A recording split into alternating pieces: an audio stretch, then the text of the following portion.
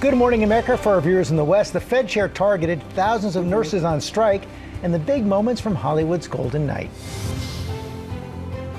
The Justice Department launches a criminal investigation of Federal Reserve Chair Jerome Powell. Powell makes an extraordinary public statement calling it retribution for not giving in to President Trump's demands to slash interest rates. The reaction and fallout this morning. Violent crackdown. Hundreds reportedly killed by security forces and thousands more arrested as anti-government protests sweep Iran. President Trump considering possible military action. Martha Raddatz and Rachel Scott with the latest reporting. Breaking news. 16,000 nurses walk off the job in New York City, the largest nurses strike in the city's history. Nationwide protest after an ICE agent shot and killed Renee Good in Minneapolis, as the Trump administration sends hundreds of additional federal immigration agents to that city. In court, the man accused of killing an Ohio dentist and his wife set to face a judge. Wild weekend. Purdy, pressure, steps up, touchdown San Francisco!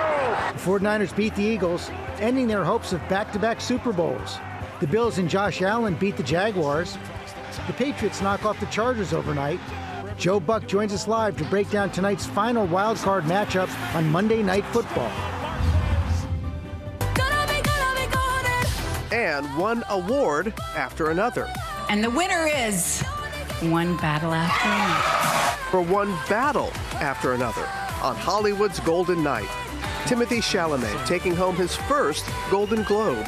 Amy Poehler making history. I don't know about award shows, but when they get it right, it makes sense. And K-pop Demon Hunters picking up a win for Best Song.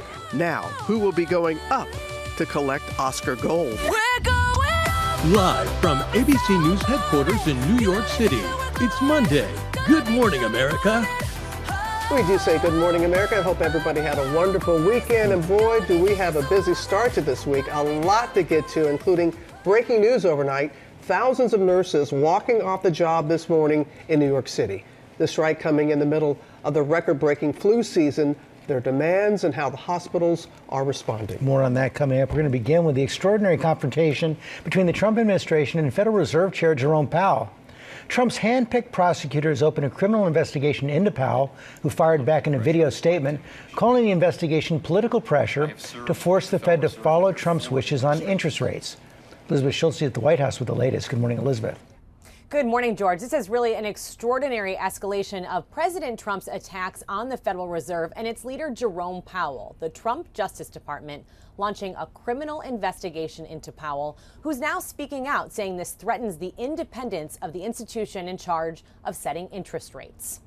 Good evening. In a rare public statement Sunday night, Federal Reserve Chair Jerome Powell confirming the Fed was served grand jury subpoenas as part of a probe into his testimony about the central bank's building renovation costs.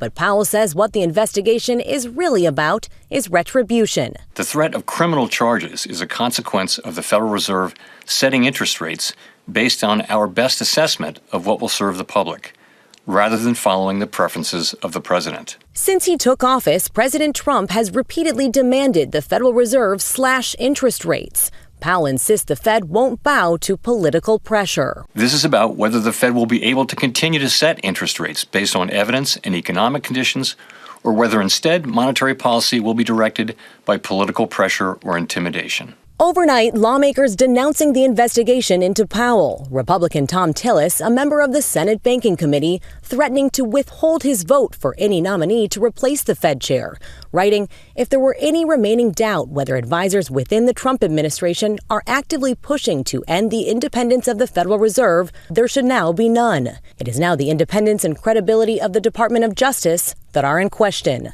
President Trump now denying involvement in the investigation, saying, "I don't know anything about it, but he's certainly not very good at the Fed." 2 weeks ago, Trump said this. We're thinking about bringing a suit against Powell for incompetence. Because think of it, these aren't outstanding buildings. These are small buildings. The $2.5 billion renovation of the Fed's Washington headquarters became a target of the president's during a tour of the construction site in July. Powell pushed back, saying Trump cited inaccurate numbers on the cost. This came from us? Yes. I don't know who does that. You're including the Martin renovation. You just added our entire capital plan. Yeah, you just added in a third building is what that is. That's a third building. Well, including no, the but Martin building. it's a building that's being built. No, it was built 5 years ago. We finished Martin 5 years ago. It's part of the overall work. But it's So, not new. So we're going to take a look. Powell, who Trump handpicked to lead the Fed back in 2017 and has served at the central bank under 4 administrations, ends his term as chair in May. The president has said for months he wants Powell out sooner. I'll be honest, I'd love to fire his. President Trump has attempted to fire another member of the Fed, Governor Lisa Cook, alleging she committed mortgage fraud. He's made similar claims against Democratic Senator Adam Schiff, New York Attorney General Letitia James, all deny any wrongdoing. This morning, the stock market opening lower as traders question what this all means for the long-standing ability of the Fed to make decisions on interest rates separate and independent of political pressure. Robin. A lot of concern about that, Elizabeth. You're right. Thank you. Now to the mass anti-government protests in Iran. The regime cracking down. Hundreds of demonstrators have reportedly been killed as President Trump threatens U.S. action against Iran in response. We're going to have the latest from the White House, but first, let's go to our chief global affairs anchor, Martha Raddatz. Good morning, Martha. Good morning, Robin. These protests are remarkable in size and commitment. All of the protesters defying threats of death to take to the streets where so many have reportedly already been killed. This morning, a growing massacre in Iran as the regime cracks down on the largest anti-government protests in years. According to a U.S.-based human rights group, Iranian security forces are opening fire on protesters nationwide, reportedly killing hundreds and arresting thousands of others. These 2 weeks already we have surpassed the level of violence we had seen before, and the crowds and the number of protests nationwide are much larger, and people seem determined. Videos posted on social media show the violent escalation, with fires being set by protesters, cars and government buildings in flames. One video showing a man using a flamethrower lighting a motorcyclist on fire. Dozens of body bags seen in this video lined up outside a morgue south of Tehran as people try to identify loved ones. The government trying to shut down the protests with a nationwide communications blackout, cutting off the internet and phone lines. But across the globe, demonstrators in support of the Iranian people from Sydney to Paris to London to Los Angeles. This video showing a U-Haul truck driving through a group of protesters in Los Angeles. The protests in Iran come as its economy reaches a breaking point, the country's currency plummeting, the cost of living skyrocketing, sparking nationwide protests among even the most ardent supporters of the government. In recent days, President Trump has thrown his support behind the demonstrators, threatening U.S. action if they are harmed. Now, Iran's supreme leader, Ayatollah Khamenei, saying protesters are destroying the country to, quote, please the U.S. president. And this morning, the Iranian foreign minister calling the protesters terrorists, but saying the regime is ready to negotiate under certain conditions. George. Okay, Martha, thanks. Let's go to our senior political correspondent, Rachel Scott at the White House, with more on the president's response. Good morning, Rachel.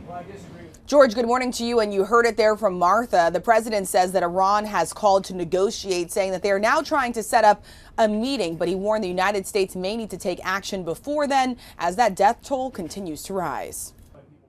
This morning, President Trump weighing possible military action in Iran, warning the country may be starting to cross his red line. They rule through violence, but we're looking at it very seriously. The military is looking at it, and we're looking at some very strong options. We'll make a determination. A U.S. official telling ABC News the president will meet Tuesday to discuss options for U.S. action in Iran. Sources say President Trump has been briefed on many of those, but hasn't made a final decision.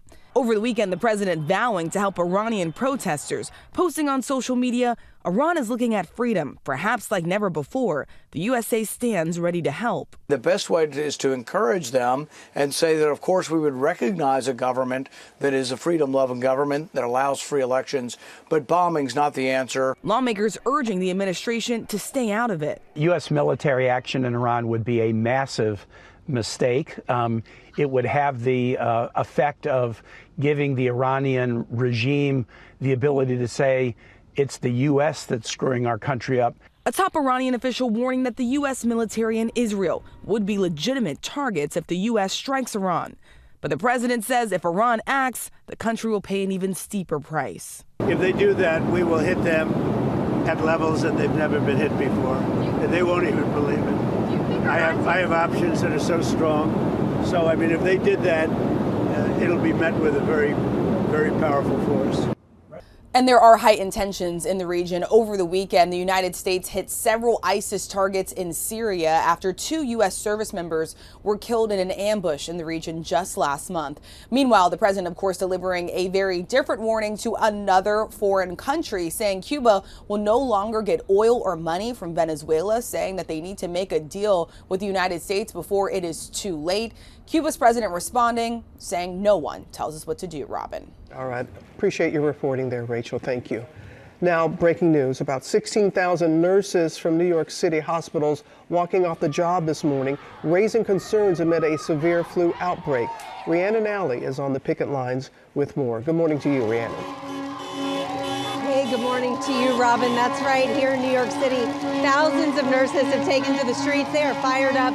They're fighting for better pay and safer working conditions. This follows months of negotiations that failed to produce an agreement, all leading up to this, a strike this morning.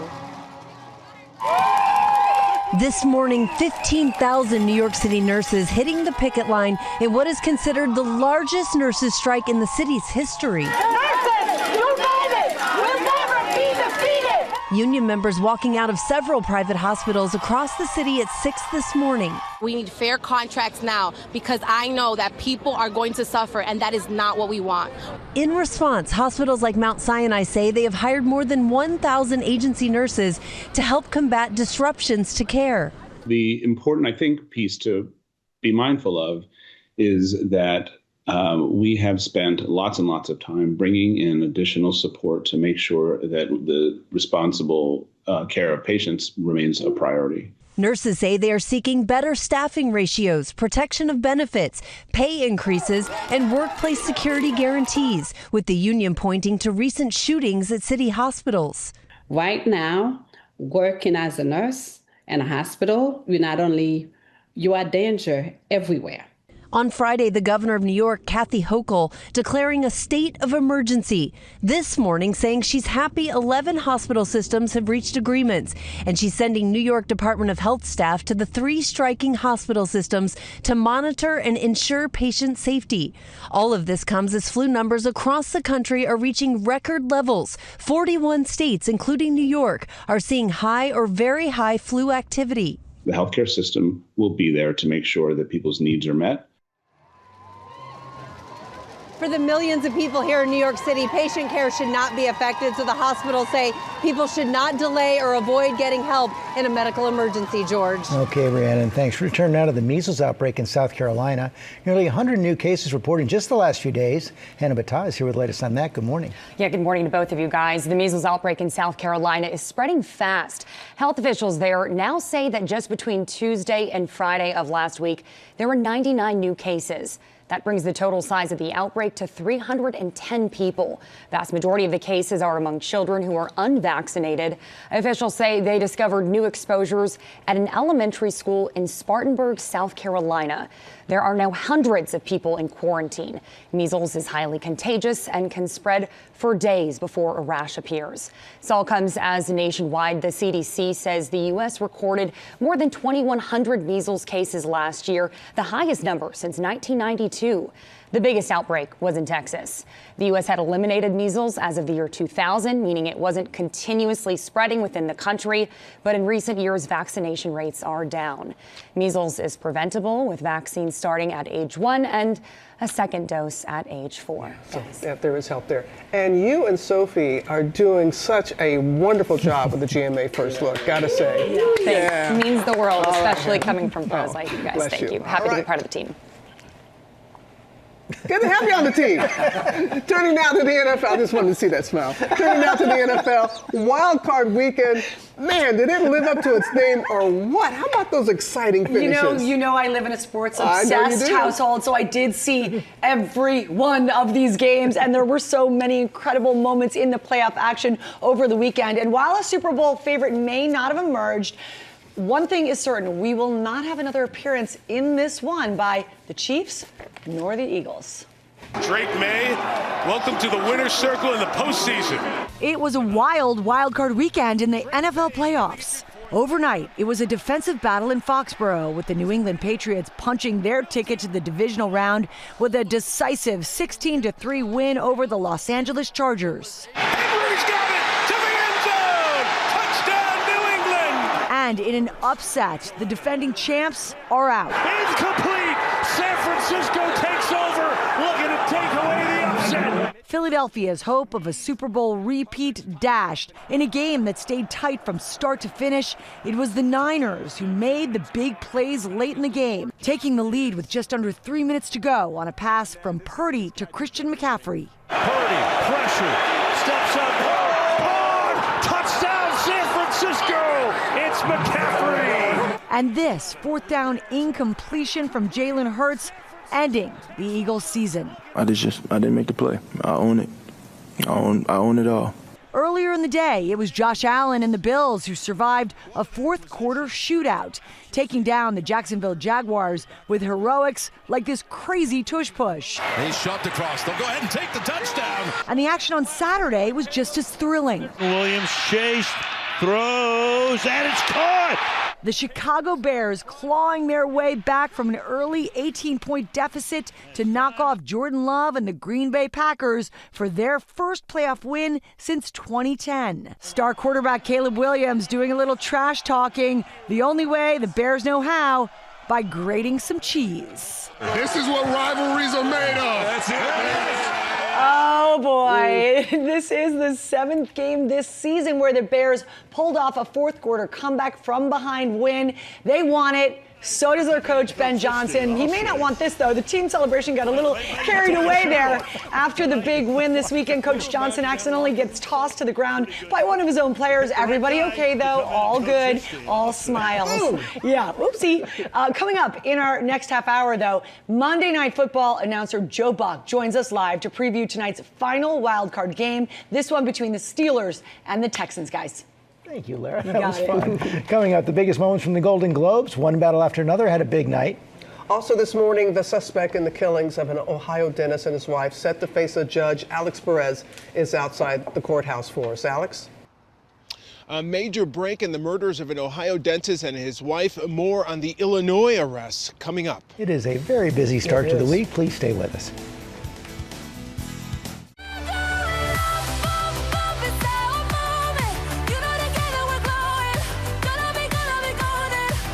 Back here at GMA with K-pop Demon Hunters, celebrating a golden night at the Golden Globes, taking home 2 awards, including Best Original Song. Lara's breaking down all the big moments just ahead. You know, it's not often I give you breaking news during a commercial break. I was saying to Will, this is his last Monday as a single man, but he's already married. How did I miss that? We did it legally. You know, the party's yet to come. So what are we doing this weekend in Miami, all of us? I couldn't tell you. That's secret, privileged information. Give us the news. Yeah, save me, George. Good morning, because we do have a lot to get to here at 7:30. Beginning with a disturbing incident in Jackson, Mississippi. A suspect has been arrested in connection with a fire at Beth Israel congregation, which was gutted in the blaze that investigators say was set intentionally. The name of the suspect and the exact charges have not been released. Jackson's mayor said acts of anti-Semitism, racism, and religious hatred are attacks on Jackson as a whole. Several area churches have offered the use of their premises to Beth Israel while it rebuilds. The low-cost airline Allegiant Air has announced plans to acquire Sun Country Airlines in a $1.5 billion deal. If approved, the merger would create a combined airline that company officials say will serve 650 routes. Walmart is expanding its drone delivery service to 150 more stores. The new cities include LA, St. Louis, Cincinnati, and Miami. The company says that by the end of the year, 40 million Americans may be able to use the service. Thank you, Will. You got it. We're going to turn now to the suspect in the murders of an Ohio dentist and his wife. The ex-husband of the woman killed is charged with 2 counts of murder, due in court today. Alex Perez is outside the courthouse in Rockford, Illinois. Good morning, Alex. Hey, good morning, George. Yeah, that suspect is due here at the courthouse for a hearing later today. His arrest is a long-awaited break in this mysterious case. The couple had just celebrated their 5th wedding anniversary when they were killed.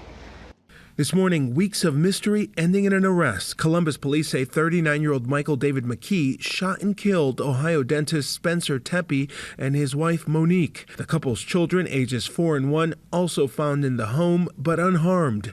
McKee was Monique Tepe's ex-husband. According to a police affidavit, surveillance footage helped investigators identify McKee after they say it showed a car arrived just prior to the homicides and left shortly after. Police say they soon found that car in Rockford, Illinois, over 400 miles away, with evidence linking it back to McKee.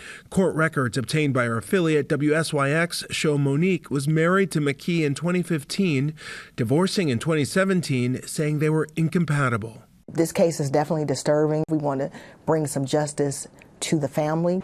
Police found their bodies inside their Columbus home December 30th, estimating their time of death between 2 and 5 a.m. Authorities responding after Dr. Tepe's boss called 911 asking for a wellness check when he didn't show up for work. He is always on time. This is very out of character. And we can't get in touch with his wife, which is probably the more concerning thing. The Tepe family releasing a statement thanking law enforcement, writing in part, "We thank the community for the continued support, prayers, and compassion shown throughout this tragedy. As the case proceeds, we trust the justice system to hold the person responsible fully accountable." And funerals for the Tepes were held yesterday. Their young children are now with close family members, and a GoFundMe page has been set up for them. Authorities have not yet revealed an exact motive in this case. Guys? So incredibly sad there, Alex. Thank you. We're going to switch gears now to the 83rd Annual Golden Globes Awards, showcasing the best and brightest from film and television. Lara is back with all those details. Yeah, and so many great shows and movies. K-pop Demon Hunters, one battle after another. The Studio, it was a big, fun, long night filled with fabulous fashion and some very funny one-liners from host Nikki Glaser. And the movie winners are starting to paint a pretty clear picture of which films could go all the way to the Oscars. Everyone in this town is obsessed with looking younger. Meanwhile, Sean Penn is like, what if I slowly morph into a sexy leather handbag? And I feel like it's hot. It's good. Nikki Glaser bringing down the house in her second year as host of the Golden Globes. This is interesting. Not a lot of people know this, but Timothée Chalamet is the first actor in history to have to put on muscle for a movie about ping pong. This is true. He gained over 60 ounces. It's insane. A Chalamet, a protein whey. And the winner is One Battle After Another. One Battle After Another, the big winner in the film category, taking home 4 awards, including Best Motion Picture, Musical, or Comedy. Thank you to this cast. What an embarrassment of riches and talent. Best Supporting Actress went to the film's Tiana Taylor. To my brown sisters and little brown girls watching tonight, our softness is not a liability. Our depth is not too much. Our light does not need permission to shine. We belong in every room we walk into. Our voices matter and our dreams deserve space. Thank you so much, everybody. The film also got Best Screenplay and Best Director for Paul Thomas Anderson. I got a double G. Amazing. Also scoring big in the comedy film category, Best Actor winner Timothée Chalamet. This is his 5th Golden Globe nomination and his first win. If you would have told me when I was 19 years old, I'd be thanking Mr. Wonderful from Shark Tank. All right, you're laughing, so I got away with that. Thank you, Kevin. K-pop Demon Hunters picking up a win for Best Motion Picture Animated, along with Best Original Song for Golden.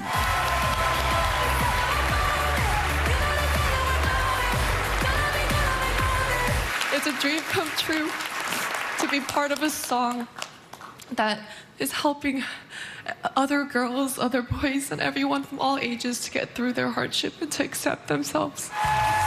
Former Globes host Amy Poehler making history as the first ever winner of a new category, Best Podcast. I don't know about award shows, but when they get it right, it makes sense. And on the TV side, Noah Wyle from The Pit, winning the Globe for Best Male Actor in a Drama. I'm so incredibly grateful, and I don't know how to say all my gratitude for 54 years and 60 seconds. The Pit also nabbing Best Television Drama. Michelle Williams.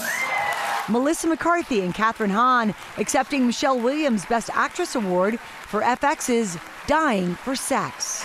Michelle Williams could not be here this evening. We accept this award on her behalf. I'm Michelle Williams. And The Studio, leading the TV comedies, winning Best Series as well as Best Actor for Seth Rogen. We just pretended to do this. And now it's happening. Thought the only way I would get to hold one is to create a whole show to give myself a fake one.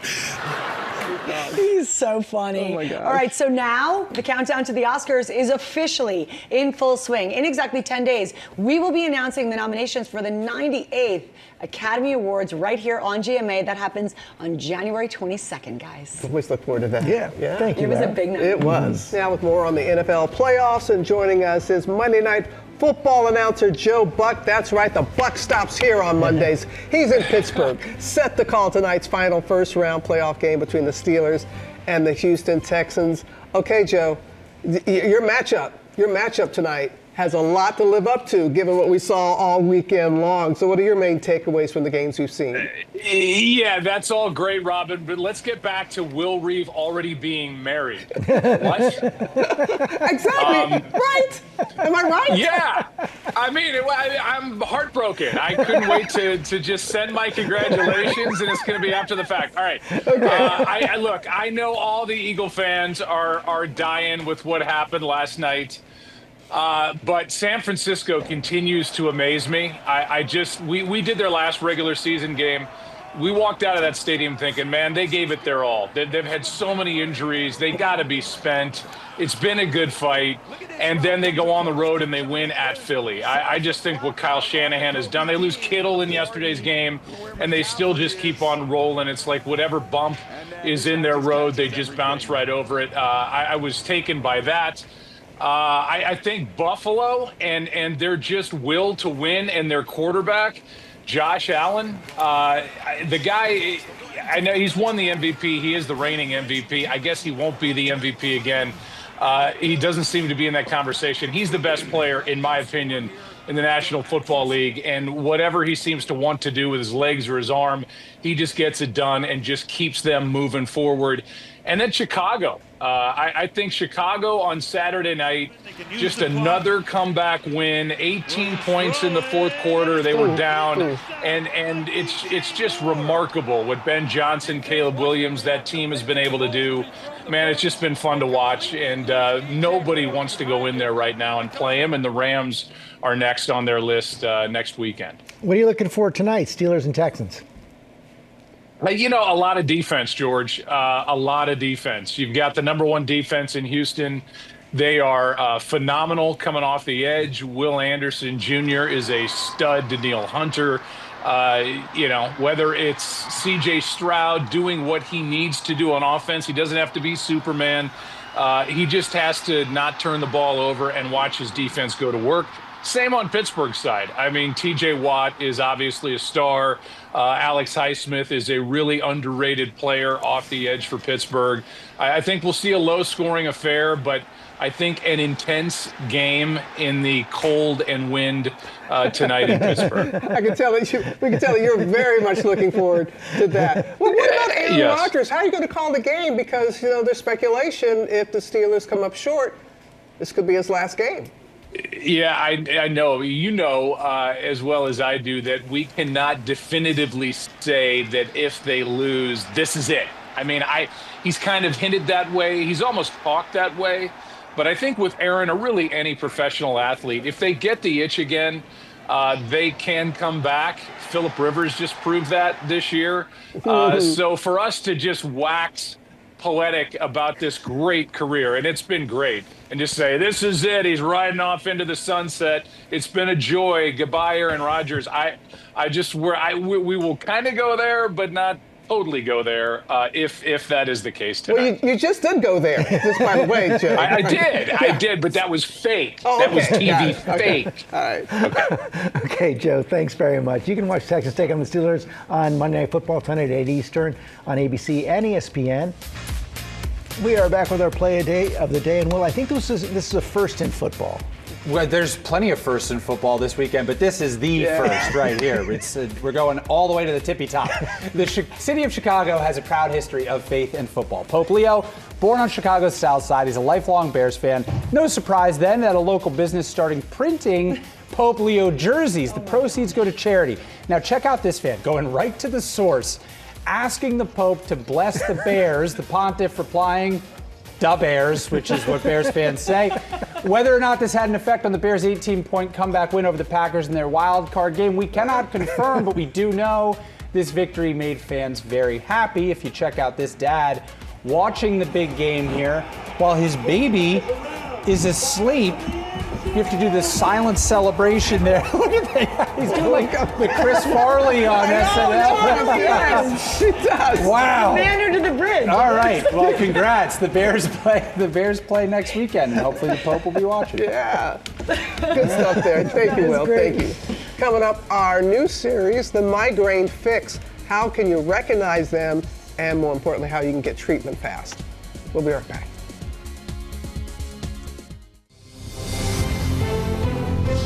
Good morning, America. It's 8 a.m. The Justice Department launches a criminal investigation of Federal Reserve Chair Jerome Powell. Powell makes an extraordinary public statement calling it retribution for not giving in to President Trump's demands to slash interest rates. The reaction and fallout this morning. Sugar Magnolia. Honoring the life and legacy of Bob Weir, Grateful Dead co-founder, Rock and Roll Hall of Famer, what family, friends, and fans are saying. And turning back the clock to the heyday of daytime talk shows. You are not. Maury Povich is here live talking about the new documentary, taking us behind the scenes of the shows that ruled our TVs for years. As we say, good morning, America. Live from ABC News headquarters in New York City, it's Monday. Good morning, America. Cannot forget those reactions from the guys who found out that they were not the father. Good morning, America. Lori Bergamato is here with ABC's Secret Savings. It's all about beauty, from better brows to brighter skin, and Lori B has it all. We are also kicking up a new series of Dr. Narula called The Migraine Fix. It talks about the differences between a bad headache and a migraine, what you can do to get relief. First, look at the top stories breaking at 8. We start with the extraordinary confrontation between the Trump administration and Federal Reserve Chair Jerome Powell. Trump's handpicked prosecutors opened a criminal investigation into Powell, fired back in a video statement calling the investigation political pressure to force the Fed to follow Trump's wishes on interest rates. Elizabeth Schultz is at the White House. Good morning, Elizabeth.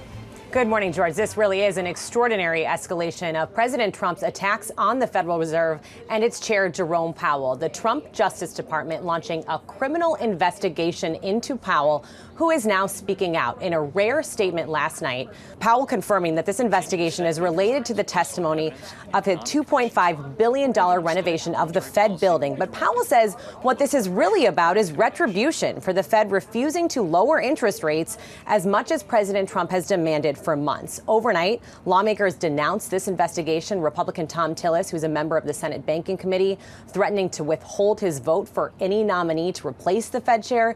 He wrote, if there were any remaining doubt whether advisors within the Trump administration are actively pushing to end the independence of the Federal Reserve, there should now be none. Now, President Trump handpicked Powell to lead the Fed back in 2017, but he has made it very clear that he does not want Powell to stay through then. His term as chair ends in May.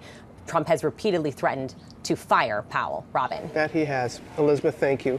Now, the latest on the protests across the country after the fatal shooting of Renee Good by an ICE agent in Minneapolis, as the administration says hundreds more agents will be sent to Minnesota. Faith Abube is in Minneapolis for us this morning. Good morning to you, Faith. Yeah, good morning to you, Robin. Local officials and protesters have been dialing up the pressure on DHS to pull federal agents out of this community, but instead, the DHS secretary now saying hundreds more agents are on their way here for a number of reasons, including keeping those who are here on the ground already safe. This morning, furious protesters bracing for hundreds more federal agents to descend on Minnesota as outrage grows nationwide over the deadly ICE shooting in Minneapolis. Thousands taking to the streets in New York, Philadelphia, and Los Angeles. Protesters were demanding an independent investigation after disturbing cell phone videos showing ICE agent Jonathan Ross fatally shooting 37-year-old mother Renee Good last week. Over the weekend, Homeland Security Secretary Kristi Noem doubling down on her position that the shooting was justified, accusing the deceased woman of domestic terrorism and claiming she tried to run over the agent with her vehicle. But the video shows her turning away. Minnesota officials say DHS has blocked them from accessing any evidence for a state-level investigation. If we're going to trust the federal government, how can we trust the federal government to do an objective, unbiased investigation without prejudice when at the beginning of that investigation they have already announced exactly what they saw, what they think happened. ICE and Border Patrol agents stepping up operations in Minneapolis. Videos showing agents deploying pepper spray, smashing through the front door of this home and leading a man out in handcuffs. And George, the federal response has been met with quite a lot of criticism, including from congressional Democrats who are now threatening to hold DHS funding if there isn't a transparent investigation. George. Faith Abube, thanks. Now to a new lawsuit in the Idaho College murders case. The families of the 4 students killed are now taking aim at the university where the killer was a student. Trevor Ault has the details. Good morning, Trevor.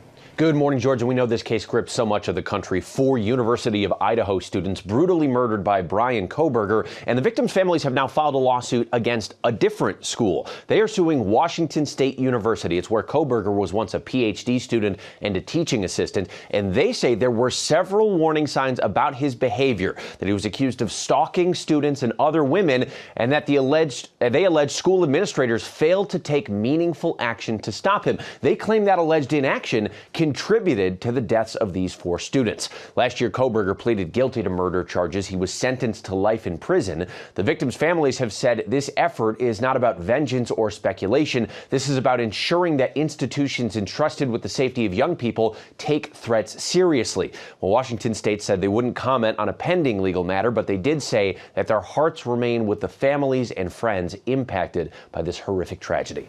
Guys. Okay, Trevor, thanks. Coming up in our GMA morning menu, celebrating the life and legacy of Grateful Dead co-founder Bob Weir. Our friends, family, and fans are remembering the music legend. Also had the migraine fix. Dr. Narula, you see her there. She's here to help you spot them and how to get the relief you need. Plus, how to invest in your kid's future with what one dad calls the middle class trust fund. And Larry, you have some special guests. Hi, you guys. So yeah, backstage with 2 fantastic guests today. Number 1, Maury Povich. He's here to talk about a new documentary we've all been talking about the heyday of daytime TV. Kind of ruled TV back then. We're going to get into it. And then we've got live music from my friend, CMA co-presenter, country music superstar in the making, Brandon Lake is with us. You don't want to miss this show, everybody. Good Morning America. Stay with us. Oh, that worked. Mornings are getting delicious because Jamie Oliver is back. GMA this week. 3 mornings of Jamie cooking things up super tasty, super easy, and super healthy too. Jamie Oliver, the one and only, baby. This week on Good Morning America. Come on. Chef in residence. It was good. Yeah. He's going to be back. He's sharing recipes from his new cookbook, Eat Yourself Healthy. And it's time now for Pop News and Lara. Yeah, let's get to it. Good morning, everybody. We're going to begin with celebration, a celebration of the life and legacy of Grateful Dead co-founder Bob Weir. He passed away this weekend as fans and family honored the Rock and Roll Hall of Famer.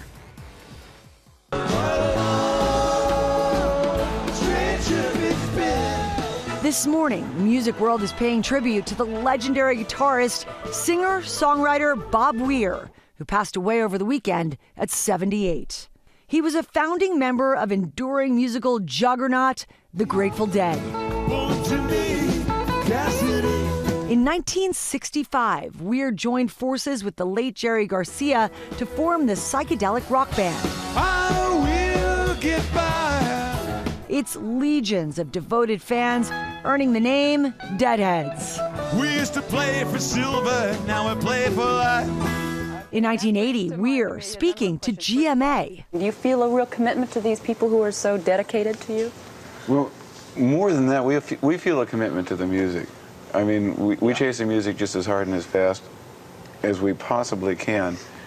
And if we do that well, then they're going to be satisfied, we figure. The Grateful Dead came to an end following Garcia's death in 1995. Weir continued performing, and in 2015, he and former bandmates reunited to form Dead & Company with John Mayer.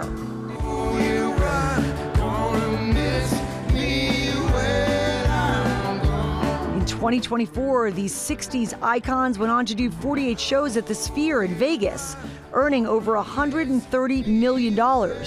Mayer performed with Weir during his final shows last August at San Francisco's Golden Gate Park. Weir's family sharing in a statement late Saturday, he transitioned peacefully, surrounded by loved ones, after courageously beating cancer as only Bobby could. Unfortunately, he succumbed to underlying lung issues.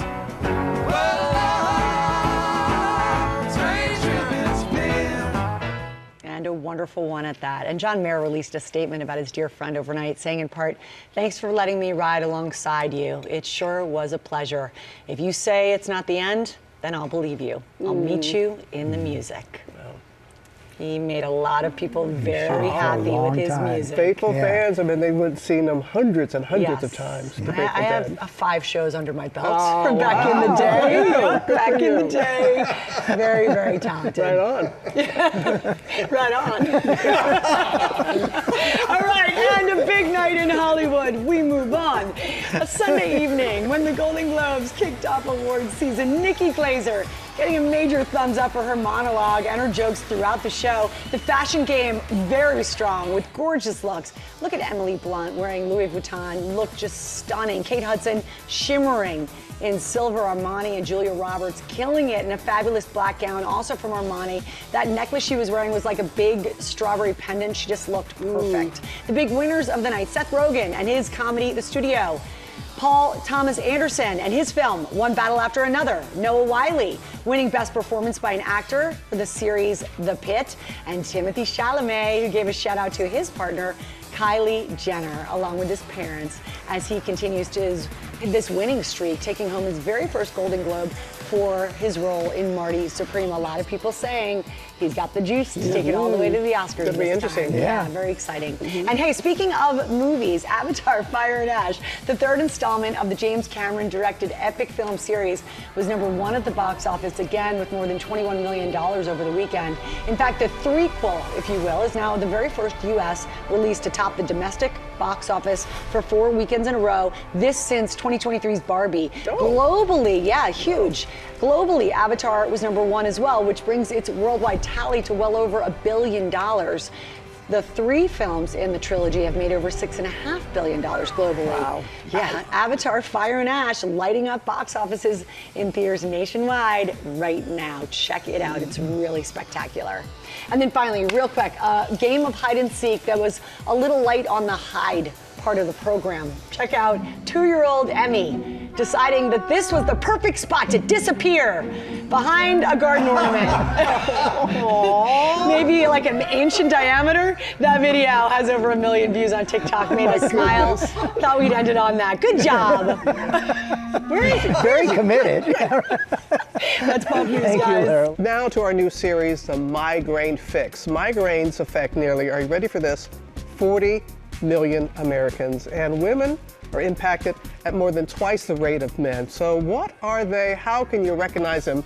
and how can you get treatment fast? Our chief medical correspondent, Dr. Tara Narula, is here with the answers because you know of what you speak. I know this is something that you have dealt with. Just let people know this is not like a regular headache. It is not. And I'm so glad we're saying that, because to call it a headache really minimizes it. And for a lot of people, that means they won't actually seek care and treatment for it. We know, as you mentioned, that migraines affect about 12% of Americans, more common in women, tend to run in families. And while, again, they're not the most common type of headache, tension headaches would be much more common, they actually are related to about 90% of headache-related disability is caused by migraines. So they are classified as a neurologic condition, where essentially the brain has issues in nerve signaling and pain sensation. And so we think that it's overly sensitive. It increases nerve signaling and inflammation, and that causes pain and some of the symptoms. So a great metaphor, Robin, is that a regular headache, for example, is like a sore muscle where you just have really the pain. A migraine is much more like a power surge where you really have a whole systemic reaction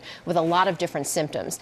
Migraines can last 4 hours to 72 hours. Really? Yes, several days. And there can be lots of different triggers for different people. So things like hormone changes, weather changes, so heat and humidity, different kinds of foods, alcohol, dehydration, exercise, changes in your sleep patterns. So lots of things, bright lights, loud noises, certain smells, all of these things that can trigger a migraine that may be different from one person to another. And I didn't know there distinct phases when it comes to migraines? Yes, again, not just one thing. We think about 4 different phases. So there's what we call the prodrome, or the early stages, which happen 1 to 2 days before the actual headache. And in that stage, you may feel mood changes, constipation, fluid retention, neck stiffness, and food cravings. Then about 25% of people have phase 2, which is an aura. And that really is classified by changes in your vision many times, where you may see shiny lights, bright lights, even zigzag lines. You may also have neurologic symptoms, so things like all of a sudden your face or arm go numb or weak. So it can mimic a stroke in a lot of cases. And then we think about the actual headache, and that again can last for several hours to days, and that is something where it's a throbbing or a pulsating sensation, and it may be associated with nausea, sensitivity to light and sound. And then finally the postdrome, which again carries you through the latter parts, and that's where you feel just fatigued, emotionally, physically exhausted, and almost a brain fog. Oh my gosh, all those phases are so much to deal with. Yes. And you've talked about this is something you have dealt with. So what is it something that you could do right away when you feel the onset coming on? Yeah, so early intervention is really key when it comes to migraine. So first of all, recognizing what your triggers might be, working on preventative strategies, so keeping a regular sleep schedule and not skipping meals, avoiding foods that might be triggers. You know, there are lots of things you can do, and we're going to talk about that later this week, but I can definitely attest, as a sufferer, it can be really debilitating. I just had one when I was on vacation in Miami, and I was so nauseated, I couldn't even eat when I was out with lunch with my family, and then the headache came on. So I've learned to recognize when I feel the nausea and wonder, why am I nauseous? It's because I'm about to get a headache. So everyone has these different signs. So get to know yourself and where those signs are. Yes. And then could go from there. So you're just getting started with this, correct? I am. All right. More to come. Thank you, Dr. Narula. And she'll be back for day 2 of our series, The Migraine Fix.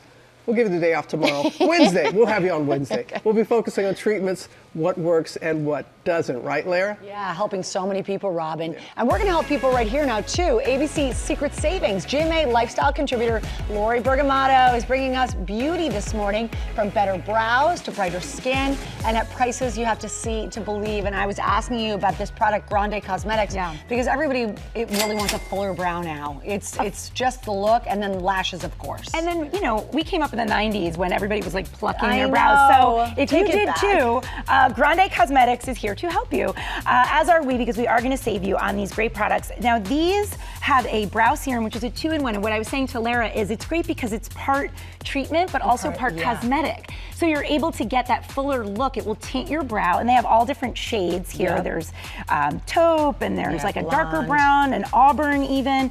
And so in 6 weeks, you really will see results. It's incredible. They use vitamins and amino acids and peptides to Two for the price of one, really. Exactly, and it's great for your lashes as well, and then for hair. And what I love about this as well, there's proven formulas, 52,000 five-star reviews for this. It's incredible, and you can save up to 50%. Oh, wow. So All that is something the you definitely QR want. code is right there on your screen. And then Yeah. tell me about this product. Okay, so this line is Benu Skincare. This is really incredible. You know, a lot of women have adult acne, but even if you don't, like my teenager and I, we will often share, I'm sure she's gonna love that I just said that, but we'll often share products that keep skin nice and clear. But what I love about Benu is it's really gentle, you guys. It will not only remove makeup, excess oil, their chamomile jelly cleanser is incredible. It's really gentle on skin, but also they it's use— got SPF in it. Yes, it does, and it doesn't strip the skin, so you want to maintain that healthy barrier. You can save 30% off on these products, and the other great thing about it is it uses salicylic acid and mandelic acid as their exfoliator. That's really so much gentler than a lot of other products out there, so really great to keep skin clear. All right, great. Okay, Next Lara, up, I'm really, Herbivore? yes, Herbivore Botanicals. I'm so excited about this one. It has been 10 years since we've had them, so it's a really big deal to get them back on right now, because they have just been doing gangbusters. Everybody is buying Herbivore Botanicals. Look at the packaging, it's beautiful. Yeah, it's and so know cute. that inside it's plant-based ingredients, clinically proven results. Their Nova Brightening Serum, this one's not stuck. I had them unstick it for you. Okay, good, thank it's you. great, it has vitamin C, diminishes dark spots, and this Cocoa Rose down here is a bestseller. It's a scrub that's gonna intensely hydrate. You guys, everything from them is incredible, and it is all 30% Nicely done there. Yeah, I that's love that. really gonna Feels sell great. out, so you're gonna wanna get on that. I am obsessed with this have we talked about product. this? The way No. we talk. Okay, this is like a GMA family fave because Mary Bruce and I also were in love with this product. It's the best. This is incredible. From Wavy Talk, we've got the curling iron, 3 interchangeable barrels, so you can switch from curls to waves. This one, I feel like everybody who works here has one, and we're gonna get more. It smooths and adds body, and it's user friendly. Yeah. Like if you know how to use a hairbrush, you know how to use this tool. I mean, thank you for doing the work for me. This combines a brush and a curler. It's all 50% off, you guys. It is incredible. Like literally, and it extends I your pack blow it dry. every trip. Oh, I'm obsessed. I'm obsessed. Okay, but also I want to get to the Silken products here. This uses IPL technology. We've got the Silken 7 Gold, has the rotatable head, multiple What attachments. does this do? It's going to remove hair. So it's only 19 weeks to Memorial Day weekend, guys. This is the thing you need, and it's Get great. going, ladies. Get going. It's And also gentlemen. great for all skin tones because it has a skin sensor, so it won't burn skin. You'll want to patch test, but you guys, this is incredible. Saves you so much money over time, and it's up to 52% off plus free shipping. Invest in very this interested today, in and you will all have of the these. best summer of your life. All right. Well, thank you. Thank you so much to Lori Thank and to you. the partners. All of these companies have done this for us. Huge savings, and you can get them by scanning the QR code on your screen or just go to abcsecretsavings.com. Coming up, Maury Povich is here, not to reveal the father of a child. He's talking about a new docuseries. Stay with us. Welcome back to GMA, live from New York City.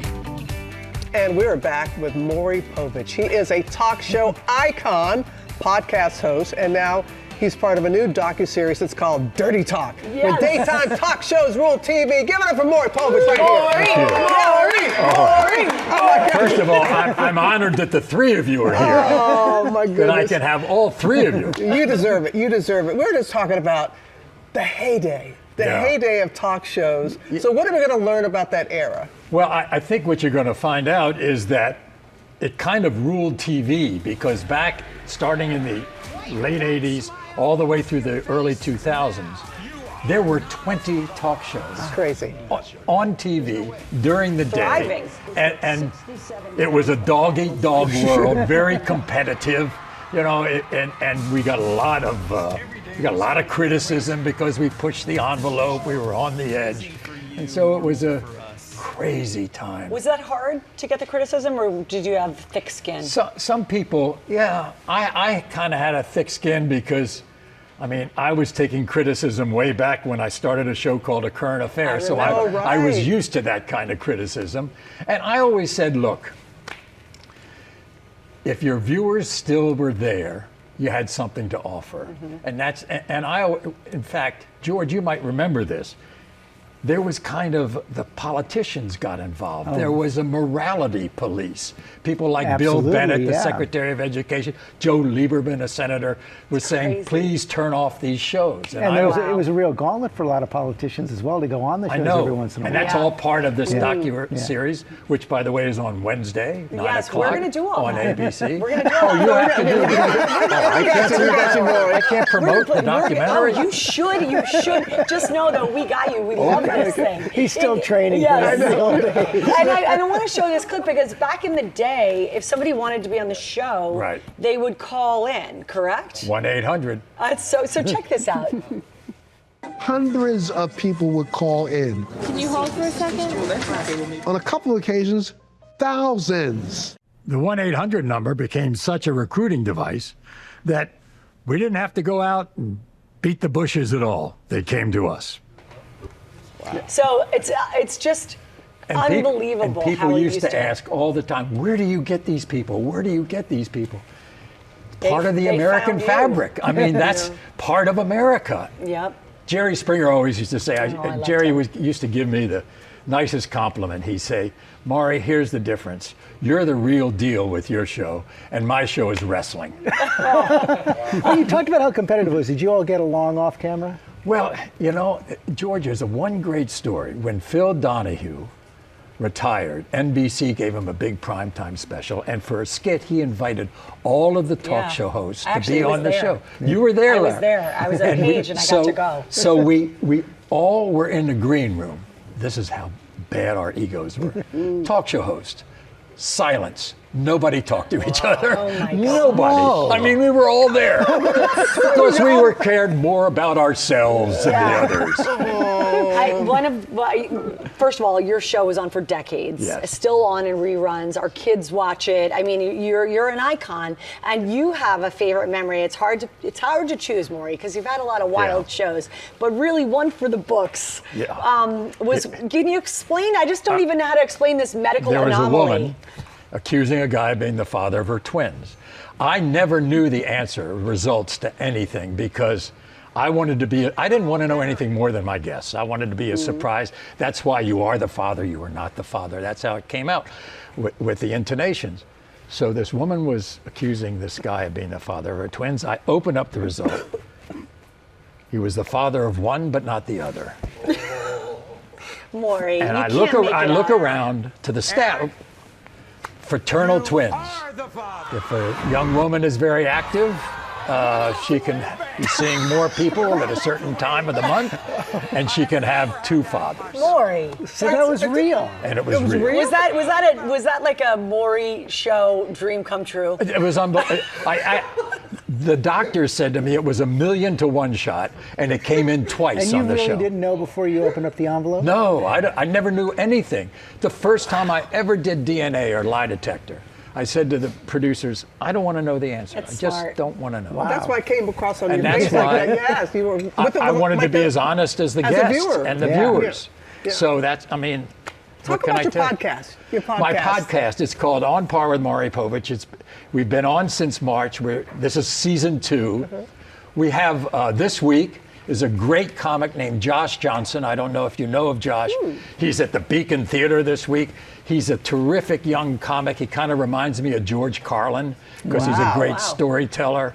And so that's this week. I mean, I have actor. I had William H. Macy on, the great actor. I've had all kinds of different people, influencers, young influencers. Well, and I know that your beautiful wife, Connie Chung, who we love, wanted you to do this because you're not just Maury paternity test. No. You're a storyteller. You're a journalist. Robin and I go back to our earliest days. I was a sports guy. You were a sportswoman, and so I did journalism for.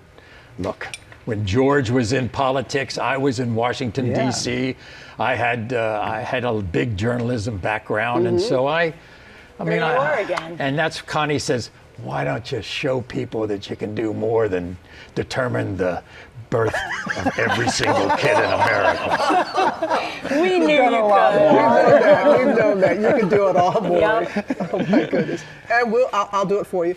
Dirty Talk premieres Wednesday, 9/8 Central, right here on ABC.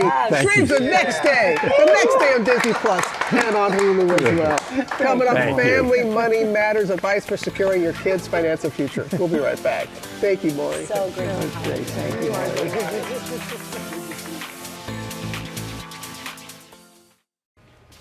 And we are back now with our series, Family Money Matters. Every parent wants to set their kids up for success. So Rebecca Jarvis is here with some tips for investing in your child's financial future without breaking the bank. That's important. Yeah, Rebecca. That's the important part. This applies whether you are the father or the mother here. Yeah. It really matters. Thanks to Maury Povich. Yeah, but saving, I got where you're coming from. Saving for your kid's future, though, it can be unnecessarily complex, and we're here to break it down for you. After paying off $100,000 of debt in his 20s, Dan Brigham knew he wanted better for his son. I grew up with a single mom in a trailer park, so I had absolutely no financial literacy. Growing up that way actually is what fueled me to be really passionate about finances. So he and his wife, Katie, started investing for their son's future before he was born, opening a 529 college savings account, contributing about $150 a month. Now, at just 4 months old, with compound interest, their son is on track to have at least $60,000 to use for education in 18 years. The 529 plan is a part of 3 accounts that Dan calls the Middle Class Trust Fund, which also include a custodial brokerage account and a custodial Roth IRA. For about $300 a month, you could invest in these 3 accounts, and you could pay for your kids' college, you could help them buy their first home, and you could pretty much set them up for retirement. If you start investing early, you will have years, sometimes decades, for that money to compound. And you can even encourage friends and family to forego traditional gifts and make contributions. Like Emily Robinson, who helped start a 529 college savings account for her goddaughter. Today we are adding some money to Brinley's college account because she counted to... How many? 28. Even more. 108. Honestly, the biggest thing is watching her understand that she can go to college and that there are people actively planning for her future. Yeah, actively do this with your children or with friends of yours. You can open any of these accounts, 529s, custodial brokerage accounts, and custodial Roth IRAs through your bank or a brokerage. A custodial brokerage account gives you the most flexibility here because that money can be used for anything, a first car, a down payment on a home, but your investment gains are taxable there. That's the key. A custodial Roth IRA will set your child up for retirement, but the child has to have earned income to open one. And that 529, it grows tax-free for education. It can even be rolled into a Roth IRA up to $35,000 if you don't use it for education. And you heard there in the story, it's a great baby gift because you can actually give a gift card. Walmart sells them, CVS sells them to a 529. Oh my gosh. A lot of good advice there. I know, and that little amount, it really adds up. That's compound interest. That's why you got to start early. So great. Thanks, Rebecca, guys. thank you. We're going to get over to Ginger. Thanks, Lara. Yesterday wrapped up Walt Disney World Marathon Weekend, and we are happy to report that the runners that we introduced you to all crossed the finish line. Will Ganss spent the weekend with our Team GMA, Parker and her mom, Lee. They ran their first marathon and could not hold back their tears. And then Heather came in third in the wheelchair division. And Mauricio, who ran in honor of his dad, raised $7,000 for Blood Cancer United. A huge congratulations to everyone. Now the return of the hit Hulu show Tell Me Lies. The show stars Grace Van Patten and Jackson White are here. Thank you guys for coming back. Grace, I love the way you describe this season coming up. Peak of the worst decision making for these characters. That sounds ominous. Yeah, it gets pretty dark. And everyone's really starting to face consequences this season, which they haven't before. So, yeah, everyone's going through it this season. And Jackson, you left everyone on the ledge at the end of last season with that huge revelation. Going to follow up? It's a crazy season coming up. People are going to be really shocked. There's a lot of amazing characters. Everyone, it's all branching out. You get to see all the consequences. She's amazing. Everyone's amazing. It's chaos. When you hear about a crazy season like that, what's it like for the first time you look at the script and say, "Oh my gosh, this is what's coming up"? You're anxious. You're really anxious. Yeah. I think I had like a one of those moments. Had to put it down. Like a lot of gaps in between reading it. It's like a scary book. Yeah. Let's give everybody a look. I want us to be completely honest with each other from now on. Yes. Like, no secrets. Like, anything we're afraid to tell each other, we should say it. You can tell me anything. Okay. Anything. What about you, though? Is there anything you haven't told me before, or anything you don't feel good about? It's quite a leading question. Oh. We're going to have to hold on for the say? answer. You said the show is like a scripted version of Vanderpump Rules. Yeah. So who from Vanderpump, what do you want to do a cameo?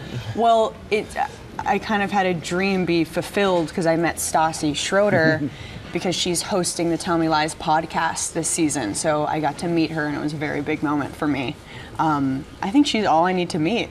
She can come on the show. Okay. Yeah, I'm good. I'm good. And there's a little karaoke in this season as well. Yes. Are you a karaoke master in real life? He is. I'll dabble.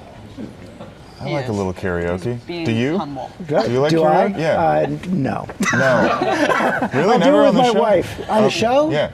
Guys, what do you should. think would happen if you asked me to do karaoke on the show? Oh, let's do it. Can't we write? There's a whole band. I just saw. Let's go.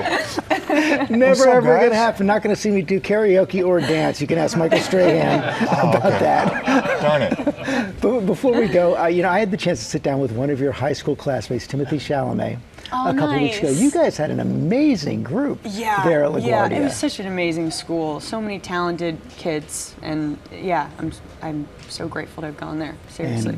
And you guys are all doing so well. Thank you for Thanks. coming in. Thanks, man. Tell Me Lies Season 3 is out on Hulu and Hulu on Disney Plus tomorrow. Oh, you are going to love this. We are back now with 5-time Grammy winner Brandon Lake.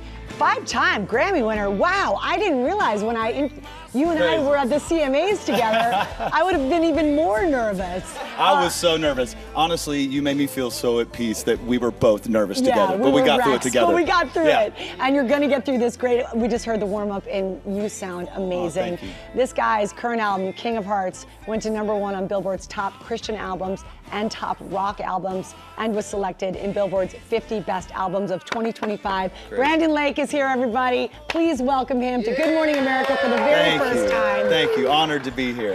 So 3 Grammy nominations Yeah, crazy. Yeah. in we're the back at it. contemporary Christian music category. Yeah. And this is a quote that Billboard says that you are fueling the genre's explosion. Wow. That's an honor. I don't know about that. I'm just trying to chase one song after the other and point people to a hope that's higher and point them to Jesus. And hey, me and Maury even got something in common. We both tell people who the Father is. I'm here to tell them who the Heavenly Father is. And Well done. I was like holding my breath when you first said that. Good answer. I had to connect it somehow. Yeah. I mean, who would think that me and Maury would be on the same show together? I think it's awesome. I know. It's kind of my dream day. Right. But you also have a really cool connection to Jelly Roll. Yeah. And he's someone near and dear to your heart. Yeah, we right wrote now. this song, Hard Fought Hallelujah, that we're about to sing, and I just knew that he would probably identify with these lyrics and this story, because he's worn his faith on his sleeve, and I'm so proud of him that he's a man of faith, but he's like, I don't have it all together, and that's what this song's about, is just still singing out of hallelujah, even when you don't feel it. And Amen to that. Yeah. All right, so your King of Hearts tour continues March to May, including in your hometown of Charleston, South Carolina. But right now, you can hear one of his songs off of his #1 album, King of Hearts. Here's Brandon Lake performing Hard Fought Hallelujah. Love you. Love you back. Whoop. Excuse me. Yeah, I don't always feel it. Yeah, but that's when I need it the most. So I'm gonna keep on singing till my soul catches up with my song. There's times when my hands go unfreely, times that it calls. There's days when a phrase comes out easy, days when it takes all the strength I've got. I'll bring my hard-fought, heartfelt, been to hell, hallelujah.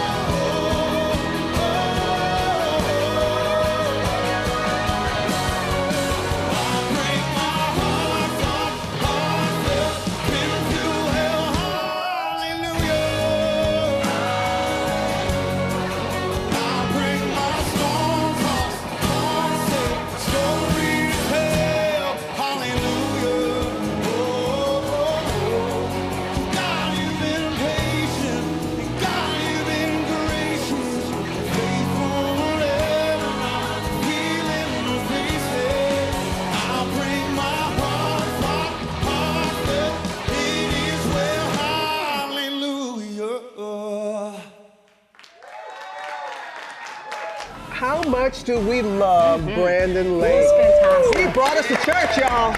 Yes. Great start to the week. Was. Have a good day, everyone. So good.